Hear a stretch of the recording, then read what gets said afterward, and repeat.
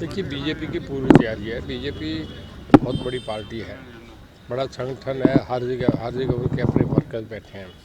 मेरे ख्याल में सुना आपने पूरे वर्ल्ड में सबसे बड़ी पार्टी है। और जो रिजल्ट्स आए अब जैसे जैसे राजस्थान, मध्य प्रदेश, छत्तीसगढ़ देखे, परफॉर्मेंस देखी है और दुनिया की पांचवी इकॉनमी बनी है, तो जो इतनी बढ़िया परफॉर्मेंस है कि लोग वोट देंगे। मोदी जी आज के दिन सबसे पॉपुलर लीडर हैं। महात्मा गांधी के बाद कभी किसी को इतना मैंडेट नहीं मिला जो इन्हें मिला है। और मेरा ये मानना है कि बीजेपी इस चुनाव में 350 से भी ऊपर लोकसभा की सीट लेके आएगी। एनडीए के मिला के करें तो 400 से भी ज़्यादा आएगी। इस तरह राम मंदिर का जो निर्माण अब किया जा रहा है, मुझे लगता है उससे फ़ायदा मिलेगा। देखिए, लोगों की बहुत बड़ी आस्था है भगवान राम में। अब बाकी धर्म तो बाद में बने हैं, भगवान राम तो बहुत पहले थे। इवन गुरु ग्रंथ साहब को भी आप सुनेंगे तो उसमें भी राम नाम बहुत बार आता है। तो राम थे, बहुत बड़े थे। तो हर आदमी का मैं इसका फ़ायदा नुकसान नहीं, कोई बीजेपी राम के नाम से वोट थोड़ी मांग रही है। पर जो उन्होंने काम करा है वो तो लोग देख रहे हैं, उसे तो नज़रअंदाज नहीं कर सकते।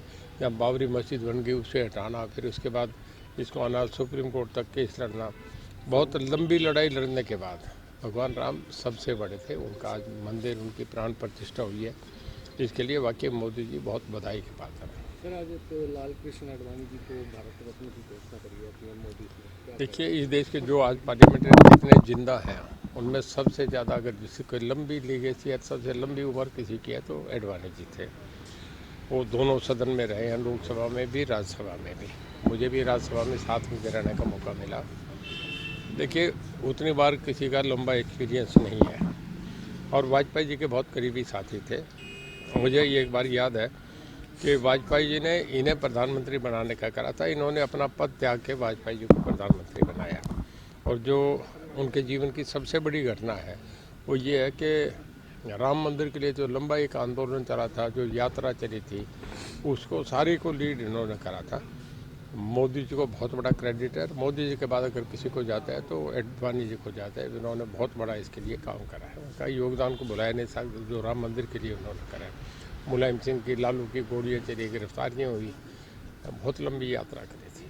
24 में विधानसभा चुनाव होंगे, उसके लिए क्या कुछ तैयारी चल रही है? देखिए, विधानसभा लोकसभा के कभी भी मान कर चलें, इकट्ठे हैं तो भी तैयारी है, अलग अलग हैं तो तैयारी है। मैं लोकसभा की बात जानता हूँ और हरियाणा की बात जानता हूँ। दोनों जगह बीजेपी अकेली बहुमत में आई है। भूपेंद्र सिंह हुड्डा कह रहे हैं कि कांग्रेस अकेले चुनाव लड़ने में सक्षम है, किसी के साथ गठबंधन नहीं करेंगे। देखिए, ठीक है, उनकी पार्टी के हैं, अपने फैसले हैं। अकेले लड़ेंगे, मेरा भी यही मानना है, अकेले लड़ेंगे।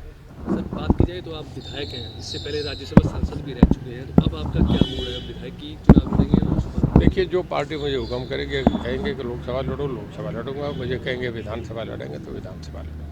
दोनों ही चुनाव के लिए कांग्रेस की स्थिति हरियाणा भर में कैसे देखते हैं आप? मेरा ये मानना है, लोकसभा में तो कहीं है ही नहीं। लोकसभा तो एक तरफा चुनाव है कोई समय। पर एक तो है, कांग्रेस भी जानती है, लोकसभा के चुनाव के बाद एकदम हड़कंप मचेगा और लोग जो इधर उधर बैठे हैं वो भाग के बीजेपी की तरफ आने की कोशिश करेंगे।